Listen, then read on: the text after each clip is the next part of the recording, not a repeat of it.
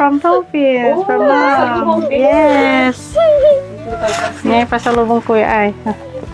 Hoy mo ay. Maabigya-agaw na kani. Nang tayo noon turatay. Enter na mami. See, it's got like some sesame seeds. So, you know, it's like burnt rice, I think is what it is.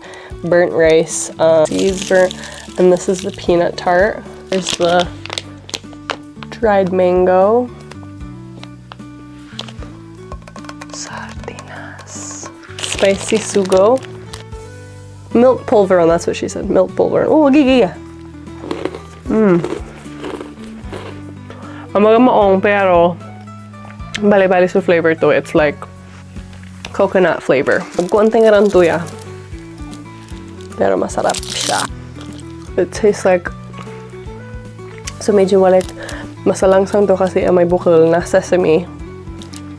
And sa flavor to sing ano brown sugar, burnt brown sugar man. The peanut tart. This one's my favorite. I give this one a 6.5 out of 10. The flavor is very good, but it is very dry. This one, the peanut tart, 9 out of 10. This one, 8.5 out of 10. Aminya bilay ko, ayasun na tandaan ko ya pasalubong yan ang Lapuad, Philippines. Always, since I was a kid. Every year.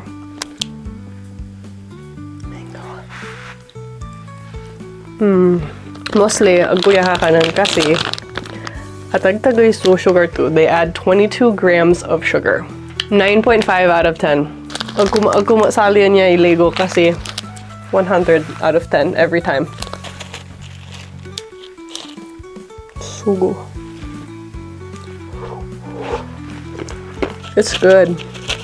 Pero, ano kasang medyo day sa lawan. Masarap to niya pulutan na damag ito ka. 8 out of 10. Salamat ibalbalagad si kayo namin for watching and salamat ibalbalagad si Mami. Ta, pinawitan da niya pasalubong. Thanks, Mom.